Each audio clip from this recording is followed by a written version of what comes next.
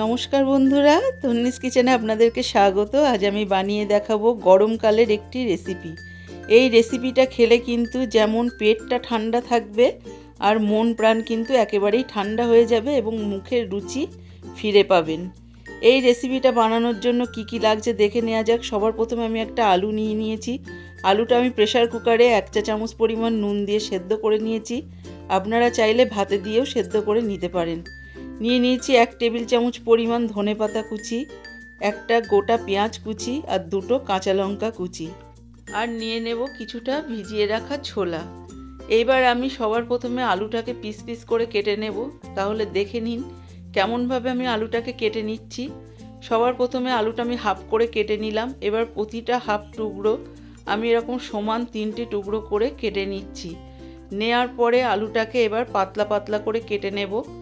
ঠিক যেমনভাবে ছোলা কাবলি বা আলু কাবলির আলুটা কেটে নেওয়া হয় ঠিক তেমনভাবে। আলুটা কিন্তু এখানে বেশি মোটা মোটা করে কাটলে ভালো লাগবে না, ঠিক এরকমভাবেই কেটে নিতে হবে। এরকম একই রকমভাবে বাকি অর্ধেক আলুটাও কিন্তু আমি এখানে কেটে নেব। গরমের দিনে এরকম একটা রেসিপি থাকলে কিন্তু শরীর প্রাণ দুটোই ঠান্ডা হয়ে যায় আর পেটের পক্ষে তো খুবই ভালো। এরকম একটা রেসিপি থাকলে সহজেই হজম হয়ে যায় আর পেট কিন্তু খুবই ঠান্ডা থাকে। তাই আপনাদের কথা ভেবে আমি এই রেসিপিটা নিয়ে হাজির হয়েছি। এইবার আমি একটা বাটিতে নিয়ে নিয়েছি 200 গ্রাম পরিমাণ টক দই। গরমে কিন্তু টক দইটা খাওয়া খুবই উপকার। এবার আমি এর মধ্যে দিয়ে দিচ্ছি কেটে টুকরো করে রাখা আলু। এখানে কিন্তু সব আলুটাই আমি দিয়ে দেব। আপনারা যদি একটু বেশি পরিমাণে বানাতে চান সেখানে কিন্তু আপনারা একটার জায়গায় 2টো আলু সেদ্ধ করে নেবেন। এইবার আলুটা ভালো করে টক দই দিয়ে মাখিয়ে নিতে হবে। আমি কিন্তু এখানে আলাদা করে এক্ষুনি আর নুন দিইনি আলুতে। আলুটা আমার আগে থেকেই নুন দিয়ে সেদ্ধ করা ছিল সেই জন্য। এইবার পুরো দই মাখা আলুটা আমি একটা প্লেটে সার্ভ করে নিচ্ছি, কারণ এখানে আমি প্লেটে একটু ডেকোরেট করে নেব। দেখুন এরকমভাবে আমি সব ঢেলে নিয়ে একটু চারিদিকে এরকমভাবে ছড়িয়ে ছড়িয়ে পাতিয়ে দিচ্ছি।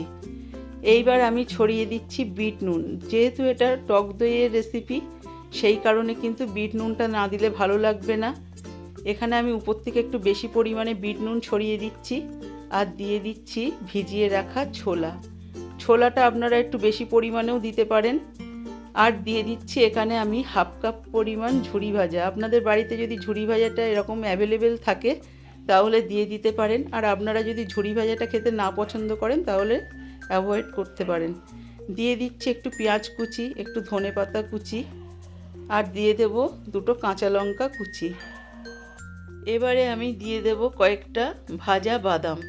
এই ভাজা বাদামটা আপনারা যদি খেতে চান তাহলেই দেবেন, নইলে দেবেন না। ভাজা বাদামটা দিলে কিন্তু টেস্ট খুব ভালো আসে, সেই কারণেই আমি দিলাম। আর উপর থেকে ছড়িয়ে দিচ্ছি একটু চাট মশলা। এই চাট মশলাটা দিলেও কিন্তু খুব ভালো একটা টেস্ট আসে। আপনাদের কাছে যদি অ্যাভেলেবেল থাকে তাহলেই দেবেন, নইলে দেওয়ার দরকার নেই। আর উপর থেকে ছড়িয়ে দিচ্ছি একটু টমেটো সস। টমেটো সসটা দেওয়ার পরে এবার আমি দিয়ে দেবো খুব সামান্য পরিমাণ চিলি সস। এই সসগুলো দিলে কিন্তু খুব ভালো একটা টেস্ট আসবে। আর এবার আমি যেটা দিচ্ছি সেটা আমার বাড়িতে বানানো একটা মশলা। আমি এখানে 1 টেবিল চামচ জিরে আর মরিচ একসাথে ভেজে গুঁড়ো করে রেখেছিলাম, সেটাই ছড়িয়ে দিয়েছি। আর সবশেষে দিয়ে দিচ্ছি একটু কালো গোলমরিচ গুঁড়ো। আপনারা যদি কেউ শুকনো লঙ্কার গুঁড়োটা খেতে পছন্দ করেন তাহলে এভাবে একটু উপর থেকে ছড়িয়ে দেবেন। মশলাটা ছড়িয়ে দিলেই কিন্তু তৈরি হয়ে গেল আমাদের টক দই আলুর চটপটা রেসিপি। আমার এই রেসিপিটা যদি ভালো লাগে তাহলে অবশ্যই সাবস্ক্রাইব করবেন, লাইক দেবেন এবং শেয়ার করতে ভুলবেন না।